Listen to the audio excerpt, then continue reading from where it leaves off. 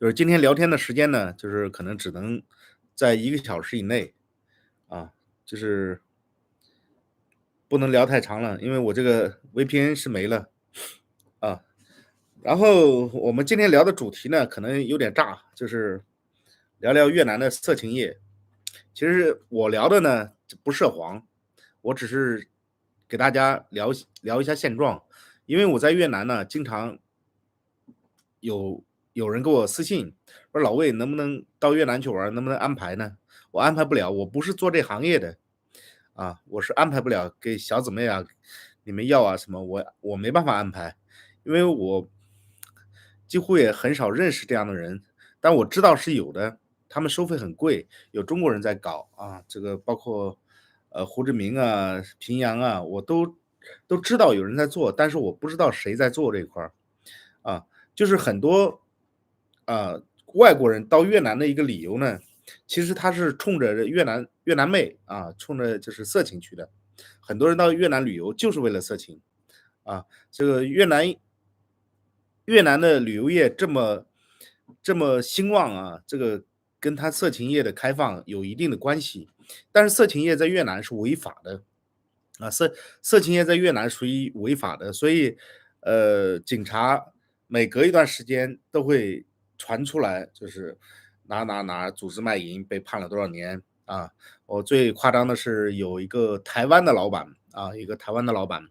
就是跟他的越南女朋友组织了100多个人啊100多个越南女孩子去做这种服务，这个挺夸张的啊。而且他是什么呢？就是他是那个胸前挂的牌儿，就是能够出台的，比如写一，不能够出台的，比如说他身体那几天不舒服啊，这挂个2，就是你很明确的，客人到那儿就能直接点了，哎，这个陪我喝咖啡或者喝酒，完了以后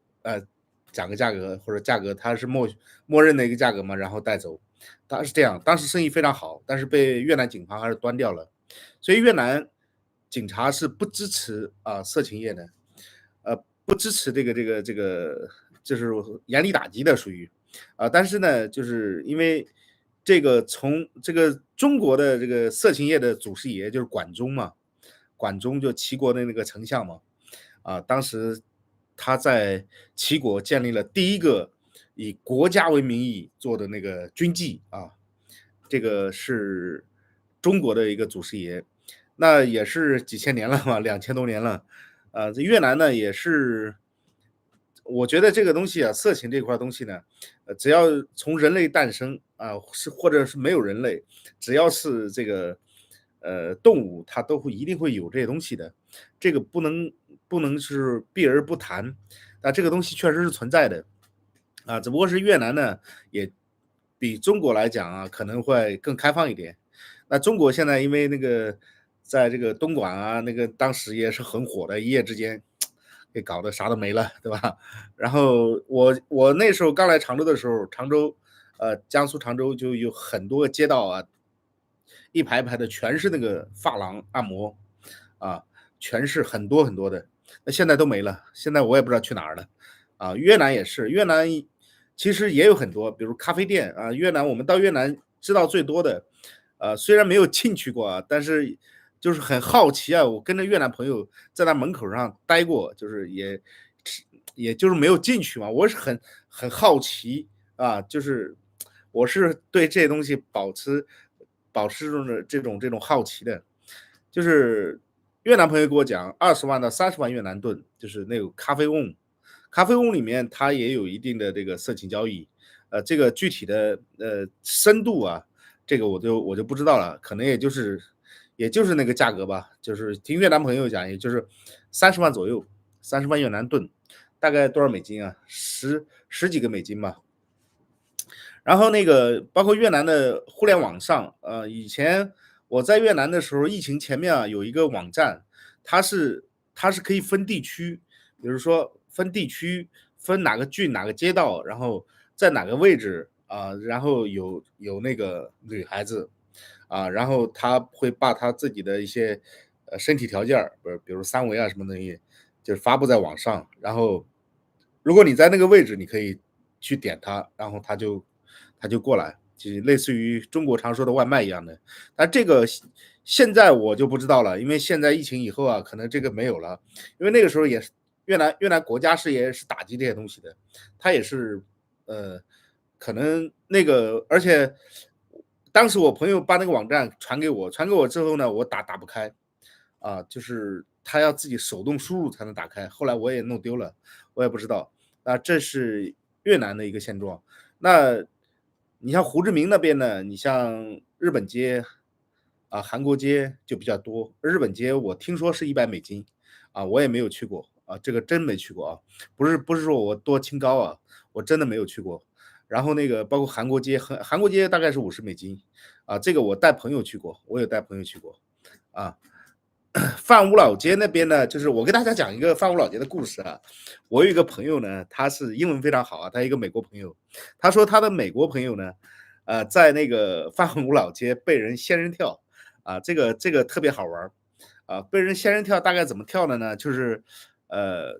这个老美呢，就是找了个妹子，啊，大概也是谈好了，可能是，$100吧，大概是，啊。我也记不清了，反正就是大概跟我这么说的。然后两个人就完事儿了以后，那妹子找他要$500，啊，然后那个美国人挺轴啊，你知道美国人他是很直的嘛，他有一定的这个契约精神，那$100就$100，他是不肯多给。然后后来那个越南女孩子就打个电话，就哗哗哗来了好几个，就给他产生这种对峙嘛。当然也没人动手啊，这个时候也没人动手。后来那个美国警察，那个美国人就打电话报警啊，越南警察来了，就把过去做笔录，做完了笔录回来以后呢，他发现他护照也没有了，钱包也没有了，手机也没有了，啊，这些东西都没了，都没了怎么办呢？嗯、然后他又跑到警察局，警察局说你回去看看，说不定又有了。啊，说不定那个是别人给你保管了，那你自己再回去看看。哎，那个美国人就又回来去看，看这个再回来呢，他的那个护照在，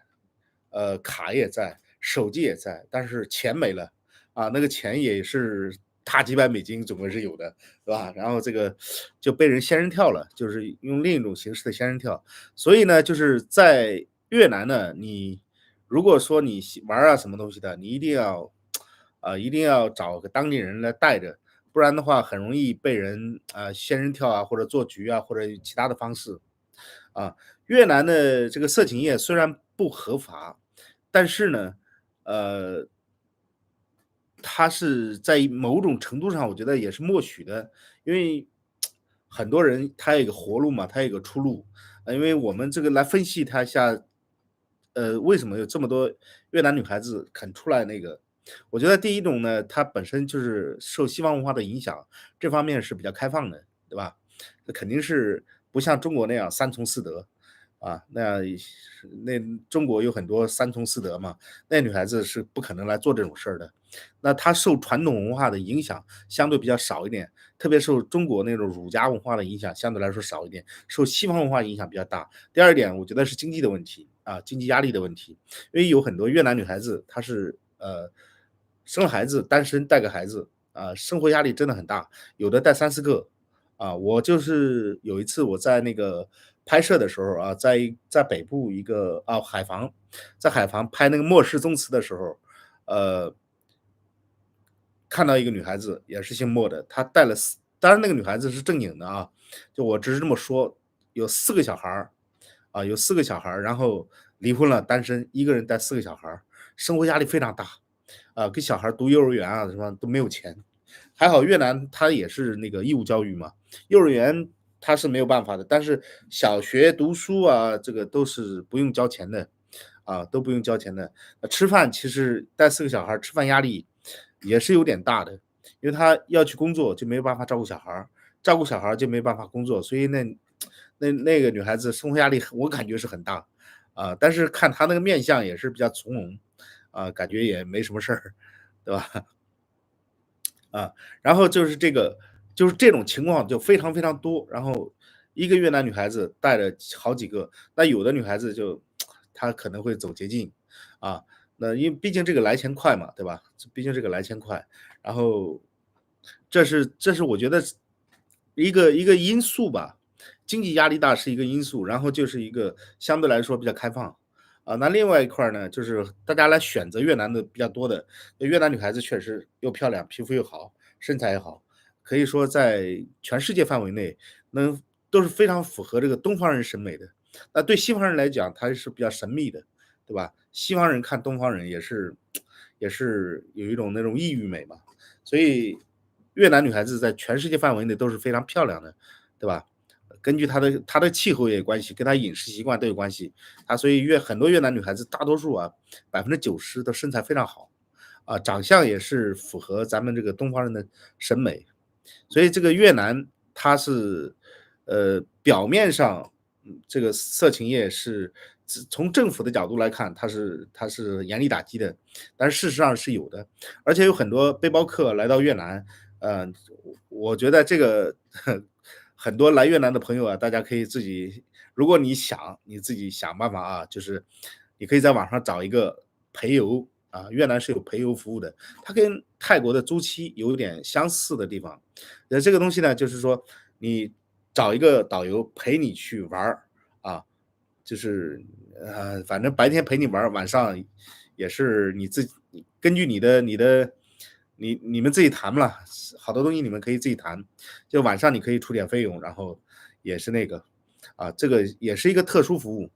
也就是说你对他对你，因为人都是有尊严的嘛，他觉得你还不错，看得上也不讨厌你的情况下，他就可以陪你那个，当然你要付费，所以这也是一个越南的特殊的陪游服务。他就我说的是这种跟泰国的租期很像，但是他没有公开，明白吗？没有公开。我现实中也听朋友说过有这种情况，我现实中听朋友讲过，他自己来越南，我也有朋友自己来越南，通过这种方式找到女孩子来陪他去玩儿，比如说去芽庄去香港反正玩了很长时间玩了很长时间，两个人一起。那完了以后就是他回国了，然后就断了联系，然后如果有机会再来的话再约，属于这种情况。这是一个非常特殊的一个形式吧，我觉得跟泰国的租期是不一样的啊。听说越南有很多结了婚的，然后跟着中国老板。哦，这个是有的，这是有的。结了婚有孩子的也是有的。我也听说，因为有的中国老板被那个她的越南老公给堵了，或者是进行报复，这种事都是有的，都是有的。因为越南有很多也是很有血性的嘛，当然她做这种事，她肯定是瞒着她老公的，或者跟她老公说，哎，你在家带孩子，我出去打工，那然后找个中国老公，两个人就是这么日子过起来了。这种肯定是有的，因为越南本身你不要说跟中国了，有很多越南女孩子在工厂里上班，那本身她有老公的，那在工厂里她又找了一个，这种也很普遍的。因为相对来说它是比较开放的，因为越南它是一个比较，我觉得它是一个比较开放的民族，它的思维方式包括它的那个审美跟西方比较接近一点。中国的传统文化，因为受法国的100多年的殖民统治包括日本的殖民统治然后包括这个南部的这个美国当时也在南部也不能说统治吧，就是影响了一段时间有很多的影响留在这个越南，所以它这个中国的那种传统文化在越南形成的影响，慢慢的在削弱我是觉得是比较削弱的，所以越南的这个女孩子相对来说，她在各种选择上，她会更自我一点儿，她喜欢她就可以来做这件事儿她很多时候是她呃自我实现或者自己喜欢，她才会做，就她很难接受别人的强迫，或者她本来比如说她找了一个男朋友，两个人处得很好，但是有一天她不喜欢这个男朋友了，她会果断分手说离就离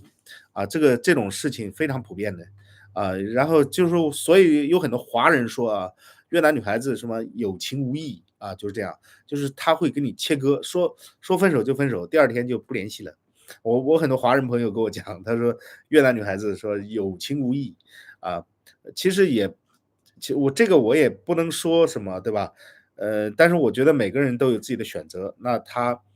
越南的很多女孩子她是这样选择，她会觉得你这个人不喜欢，不管你是中国的还是越南的还是那个别的哪个国家的，他跟你处一段时间，他如果说哪天不喜欢你了，说走就走了。所以也有很多，我在越南也听说很多以前的台湾老板在越南找了老婆，后来那个老婆就把他坑得很惨，就是呃就是把他的这个工厂卖掉，然后房子卖掉，然后因为都是在女孩子名下嘛，因为很多工厂，很多越南工厂或者中国工厂都是越南女孩子做法人的，都是在他们名下。从某种意义上讲，法律上讲，这个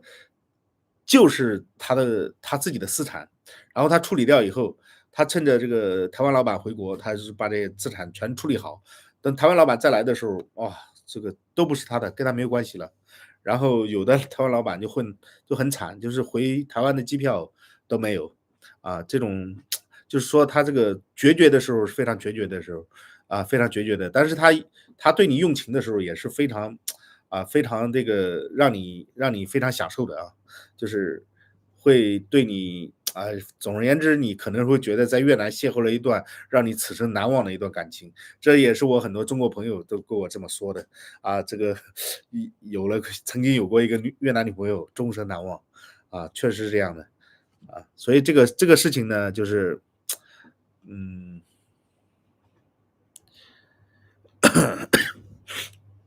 你说的这种算公开的坑了，感觉在越南，这都是女人的一门生意。呃，其实我这么跟你讲吧，其实有的越南女人呢，也是受传统教育的，这种很多包括越南的，当然越南华人我们某种意义上他也是越南人，对吧？越南的很多华人真的非常保守我见过就是30多了，应该是都40岁了，应该还没有谈过男朋友提到男孩子或者男朋友，那满脸的红晕，就看得出来，就是就那种羞答答的那感觉，那就绝对不可能来做这种事的，非常传统的这种接受华文教育的这种女孩子，非常非常传统，非常保守。那也有很多越南女孩子是非常保守的，非常多这个可能跟地区有关系。你比如说，你像铜塔南部因为我北部我不太了解，我南部比较了解。那被称为台湾的媳妇儿村，铜塔的女孩子这个西宁的还有感冒秦居的秦居的那个就比较多一点。他们包括这个可能是个第一句呢，日本街可能也比较多日本街可能也会有，所以他这个几乎也是呃，因为那边产美女，然后那边的父母生了孩子以后，生了女孩子以后，就好好培养她，就是培养她，把她养得很漂亮，然后就让她找外国的老公找外国人做老公，或者是找这个有钱人做老公这种很多很多的，他们以这个为荣这个能改变家庭有一部分人是这样，但是这样的人越来越少了。因为这个随着他们那个经济的变好可能很多人发现，哎，不通过这种方式，他也能过上比较好的日子，那他就没必要再做这种选择了，明白吗？没必要再做这种选择了。有很多女孩子，当然，从事色情业的女孩子，这些地区就相对来说比较多一点。那你像河内呃，芽庄岘港这种旅游城市更不用说，很多很多女孩子，都在从事这种生意。那最夸张那一块儿就是海防的涂山了。涂山我知道，但没去过海防的涂山我去过一次，是那个也是末世宗祠，我们就在那吃了个饭，在那个岛上逛了一圈儿就走了。但是具体的那个就不知道了。听说，涂山那边也是很多的这个女孩子在那边，就有点儿像，不能也不是东莞吧，就跟那个就是传统的站街的一样的，就是很多那边很多，就是可能是几十万越南盾，我是听很多人讲过，因为涂山我是没有去过，我要是如果能去的话，我想拿着相机去记录一下，不知道会不会被揍。我有一次我跟大家分享一下，我有一次在那个第一郡日本街，我拿着相机去拍摄，去拍摄。当时是第一次我拿着手机，因为晚上呢，手机的光线呢，它会相对来说会亮一点，拍出的画面会比较漂亮一点。然后就被一个女孩子拦住了要我删除这个所有的里面的视频，然后我不删她不让我走，我删除了以后啊，我以为她还放我走呢，删除了以后她还在二次删除，就是彻底删除，就是里面有苹果手机里面有一个彻底删除，对不对？再删除一下子，那才让我们走，不然的话真的围了好多女孩子，她也不动手，也没有男的，她也不动手，就不让你走。其实我也比较理解，因为这些女孩子呢，其实她们也有家庭的，就是甚至有的有老公有孩子的有父母的，她们不希望就是在这个视频上被他们的家人看到。看到以后我觉得也是不太好，那我就配合他们删掉了。其实我要如果发布视频的话，我也不会给他近景，应该给远景，是看不出来脸的，是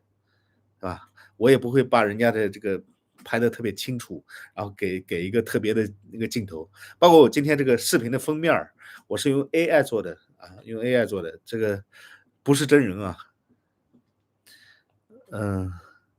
所以你一直佩服我没怎么被坑。我认识到越南，没有不被坑的，被翻译骗的一大堆。而且你以前也说过，越南人只帮越南人，盲帮，所以一直没有来越南投资。10年前就想来投资。哦，这样的是吧？其实我不是没有被坑，我是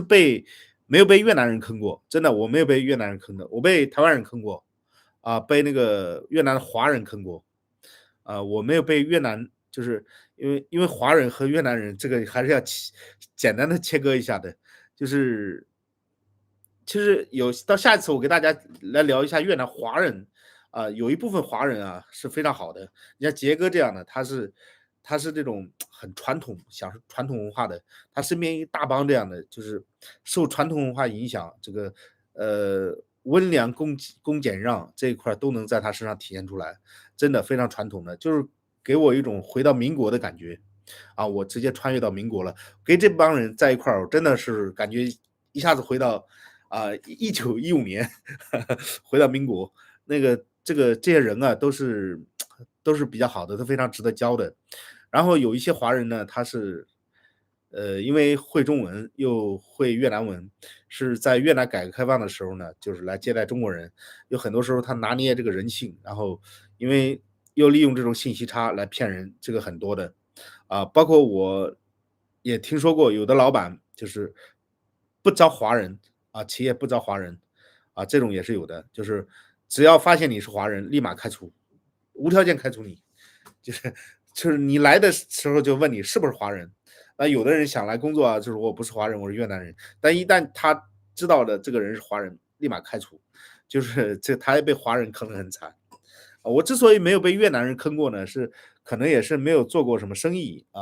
也没有做过什么生意。然后呢，就是相对来说，我跟他们在一块交流呢，我都是一些拍摄一些东西，那他们也会真的这个时候是真心帮我的，因为我是在把好的一面儿再给他推广出来。老魏你好，我现在在东莞长安，发现 YouTuber 说你在直播题材很前卫是吧？哦，卡的话可能是你的问题，因为这个你在国内的话，你要 VPN 要翻墙，翻墙的话有时候网络不好，就会比较卡。我现在也是，我刚刚 VPN 也出了问题，然后现在又调了一下，重新换了个账号。那这样的话，我是，直播的时间，肯定在1个小时以内，我只能用1个小时。24小时以后我才能那个用新的 VPN 啊，用我常用的，我常用的那个有个账号，它可以用，我买了1个月的时长，在国内，因为我最少要买1个月，只要每次回来都要买1个月。呃，越南人越南人性挺两极化，不做生意你没感觉，只做生意就必须要抱团儿。这个我有感觉，其实虽然没有直接做生意呢，但是我也接触过。就越南人做生意呢，他是比较我是觉得很死板的。你说的两极化也对，因为我对泰国的很多那个就比较了解，泰国人做生意也是这样。越南人做生意他是就是说，呃，他很轴，知道吧？他很轴，然后认定了以后呢，你要如果给他提供一个更优的方案，他他绕不过来，你明白吗？他又担心被坑被骗，所以越南交易呢，一定要就是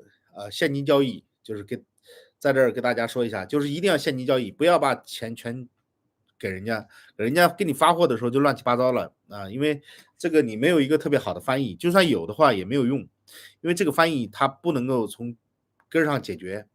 而且越南人他也不相信你这个华人翻译，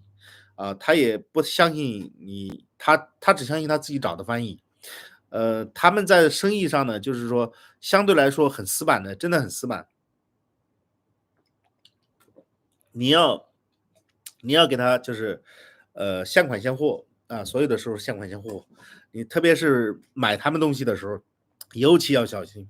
啊。卖给他们的时候呢，因为货在你这儿，你对你的货有信心，对吧？价格谈好，那你现款交易没有问题。但是如果说你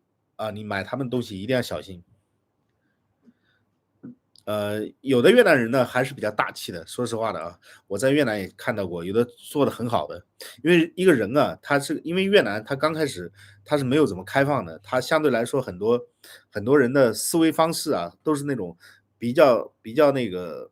比较局限的一种思维方式，他都没有打开。但随着他这个越南市场经济的深入，然后契约精神的这个普及啊，我觉得很多人因为有诚信，他在这个享受到这种红利了。那没有诚信的人，他永远做不起来的，永远是只能是骗点小钱。所以，可能是未来会有更多的人，呃，更多的有诚信的人能够冒出来的。我觉得相信，因为越南他这个其实这个民族这个人，他都不坏，越南人挺好的，挺温顺的。那做生意这块儿，这个是没有办法的，我觉得是需要一点一点往上提高的，对吧？日本街是有黑社会看场的，你够运最少拉你进去，捧场花过500万。哦，这个我在那个日本街，我只是去那个去拍，但我没有去消费过。因为我知道那个日本街，很多朋友都跟我讲过，那边最低反正是$100嘛，最低是$100，他们都是按美金来消费的。有人看场，我应该是有吧，应该是有。不然的话就是像这种地方啊，就是色情业，发达的地方都有一定的，比如，呃，黄赌毒不分家嘛，说白了就黄赌毒不分家。现在他们在越南做生意的经验就是找翻译必须是你的，要和他有感情方面的关系，这样就会替你着想。啊，对，您说的也对，找个女朋友就行了。这个因为我是有老婆，没法找，不然我也找一个。其实我如果找的话，也能有很多机会，或者说也能够找到。应该这个，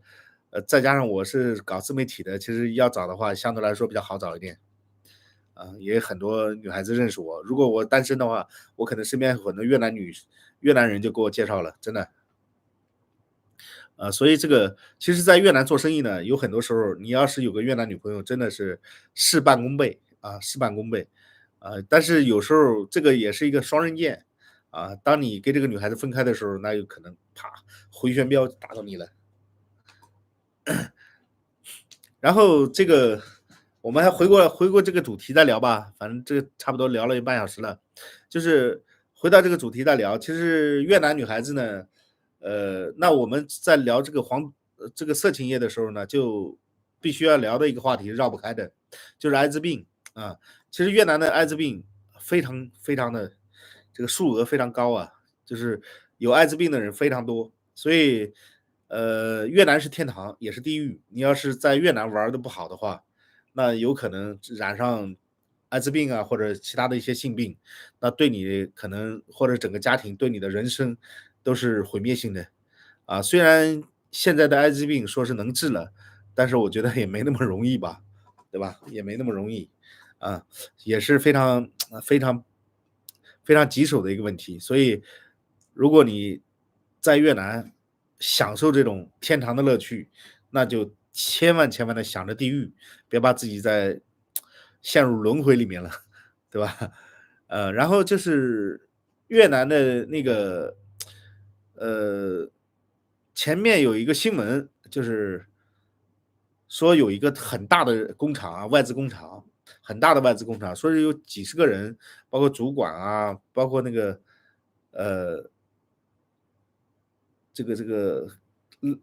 拉货的，包括门卫，都被一个越南女的，就是传染上了艾滋病。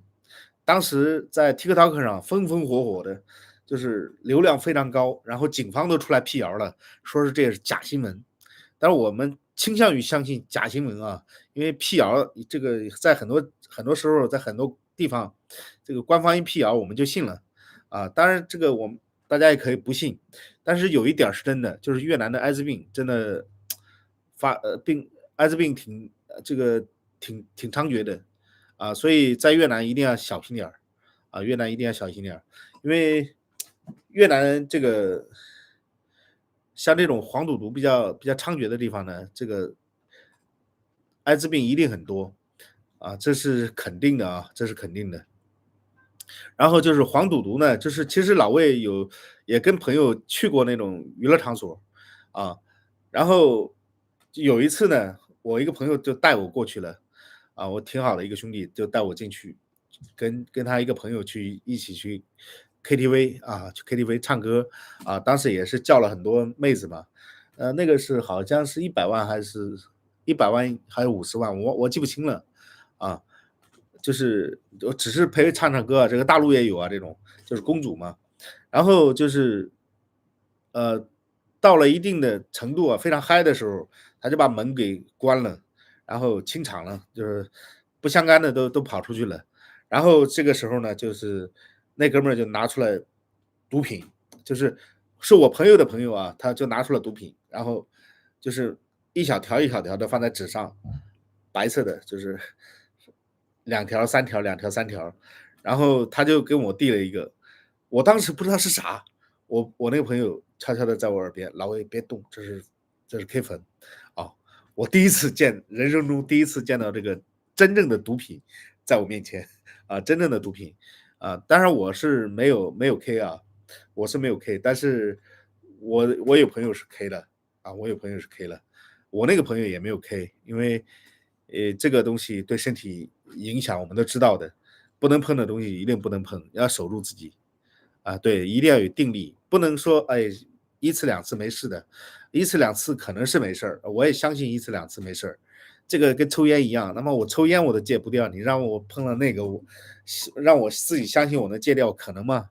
对吧？我这个肥都减不下来，你让我戒那个毒品，你说我不相信我有这毅力，所以我就不碰它啊。就是你要相信自己没有这毅力能戒掉，大家一定要相信没有能力能够戒掉它。你要是相信你有能力戒掉它，那你就完了，那你就碰个一次两次，你后面就是你只要碰了以后，你可能就是今后就想着再碰了，或者是你偶尔能有机会遇到了，你一定还会抽抽多了那你肯定戒不掉了啊。这黄赌毒不分家。那有一次我跟几个朋友去河内去玩住了一个住了一个酒店，那个酒店叫什么酒店忘了，也是一个星级酒店嘛，4星嘛。然后就住在那个酒店里，那酒店里面下面有 KTV，那 KTV 里面也有那公主，就是他们可以上去陪你的这个挺那个的，让我觉得呃，反正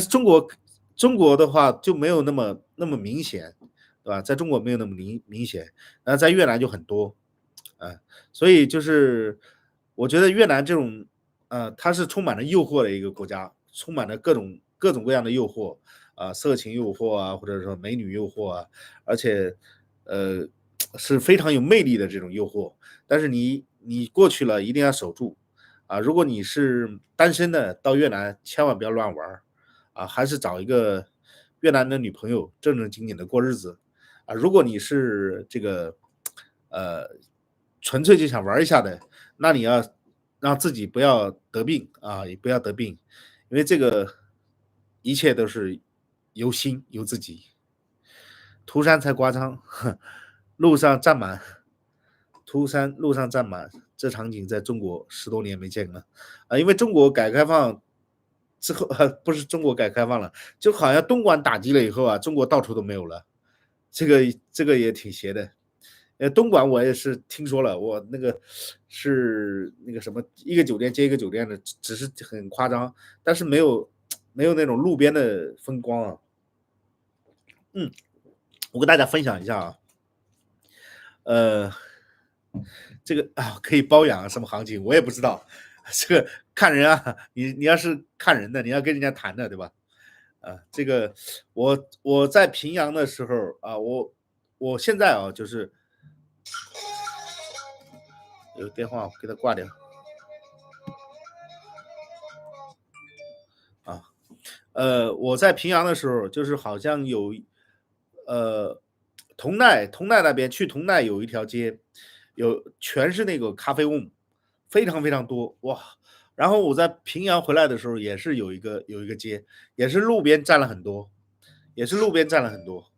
这个你说这种站街的都是这个真的在越南也是挺多的，但是我挺怕的，就是这种我也不敢停下来跟他打招呼，因为这些好像也都有黑社会来控制的，是吧？这些女孩子背后啊，或者这种咖啡厅的老板啊，一般都是混黑社会的，啊，这个是大家要远离，因为很多都是越南人去的，很少有中国人去这种地方。咖啡妹也算是公主的一种。越南这种它是这样的啊，就是你这个问题问的比较好，也有很多人私下问过我，呃，好像没有这种拘留的先例。它是这样的，在越南它是组织的是违法的，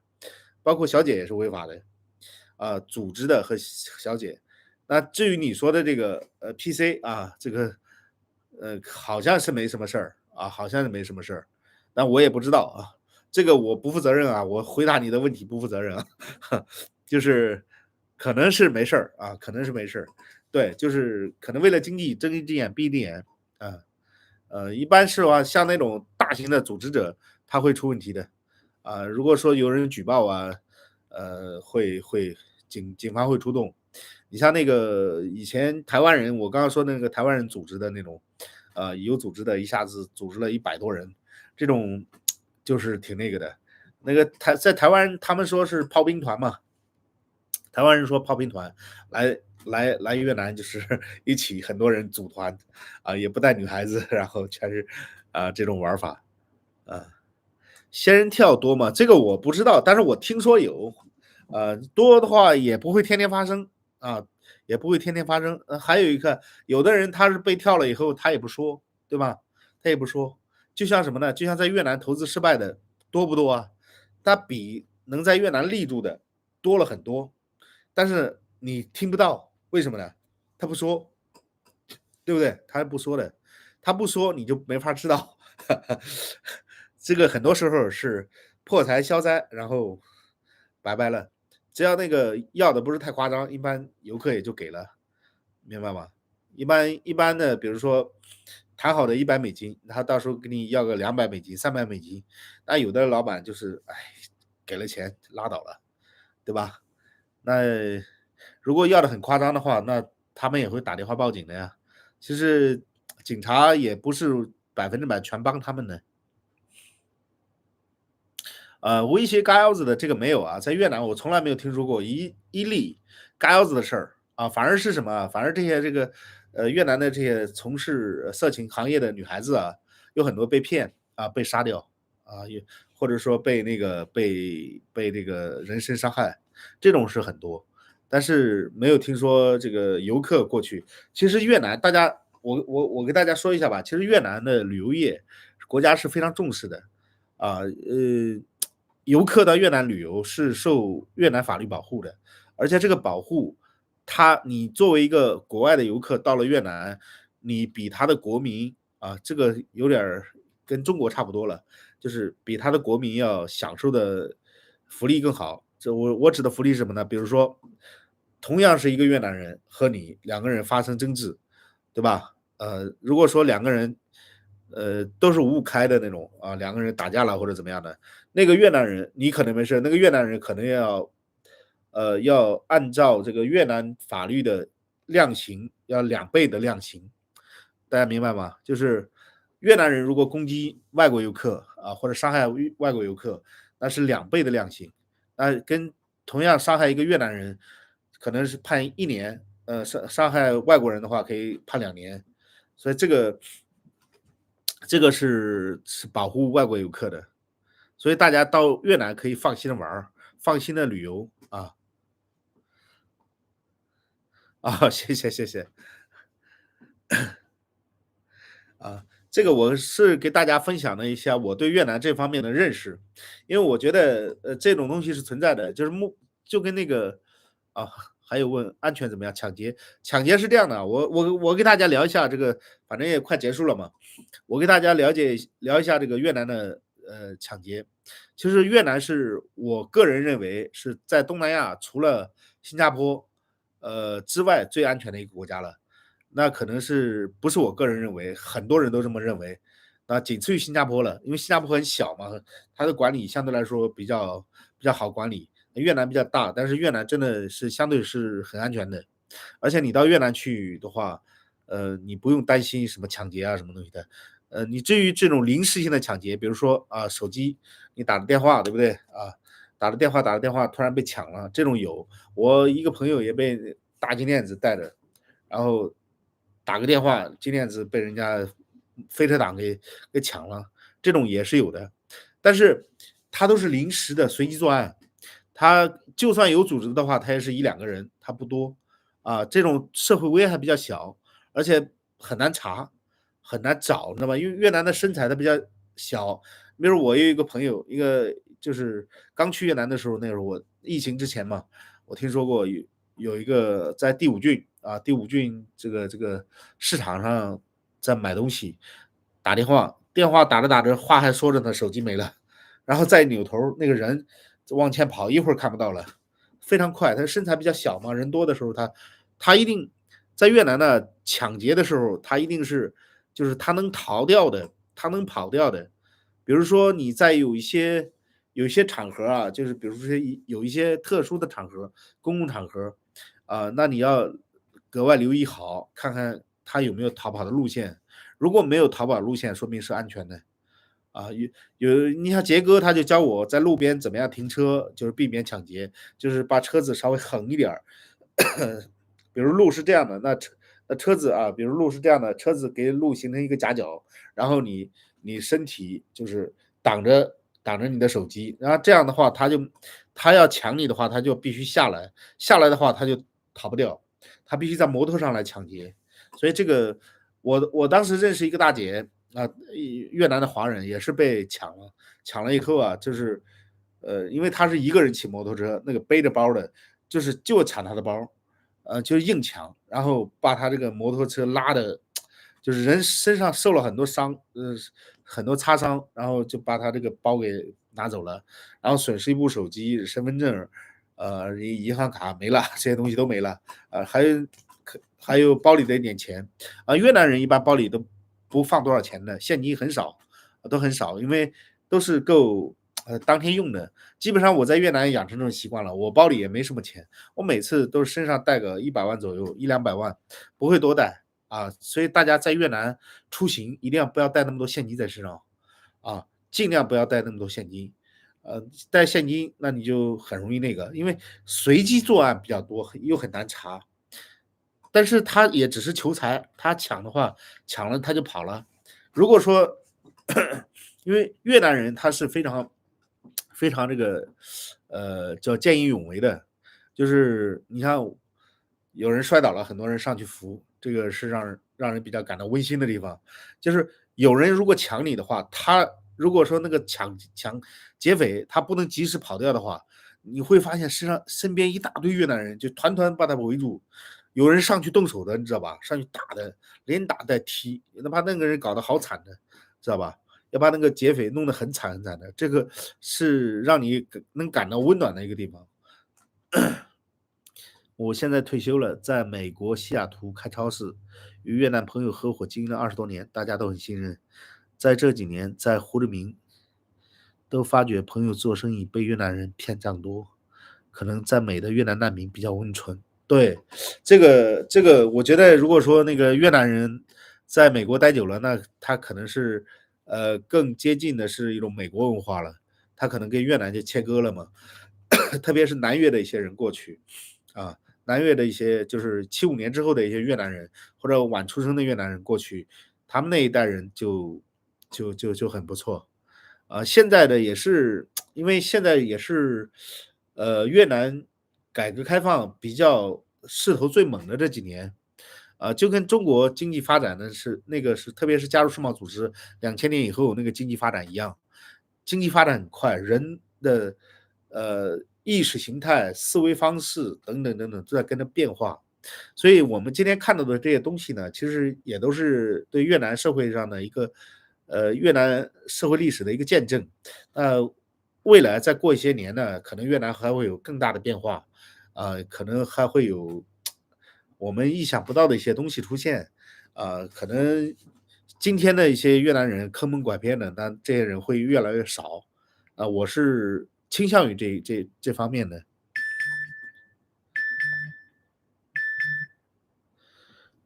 有机会发掘多些越南餐厅加入平台，应该还有很多特色菜，和多做些饮食节目及地黄洗头店更加好。好的，谢谢。这个因为功夫外卖这个时候呢，已经进入一个呃比较缓慢的一个阶段了。我们相对来说，我们也做了很多越南店进来，包括胡志明、河内北部做了很多越南店。其实中国人在我们平台上点越南餐点的非常非常少，几乎很少点。所以我们现在还是把中餐做起来，因为这个对我们来讲是我们的优势嘛，是我们的一个特色。把越南店做起来，就比如说我拍过的一些越南店，比如那个生蚝店，有很多人看了我那个图了，他找过去到店里去吃，但是他不在我们平台上下单，在我们平台上下单的都是一些中餐，很少有越南餐，极少极少的，咖啡可能咖啡奶茶会多一点，咖啡奶茶会多一点。哎呀，这空调吹着，一会儿鼻子又塞了。呃，今天直播就先到这里，因为这个我的 VPN 可能也只能到现在了，马上可能再过个几分钟就没有了，所以这个时候给大家说拜拜啊！非常感谢大家，呃，陪我度过这几十分钟的时间啊！感谢大家听我瞎逼逼。好的，拜拜吧。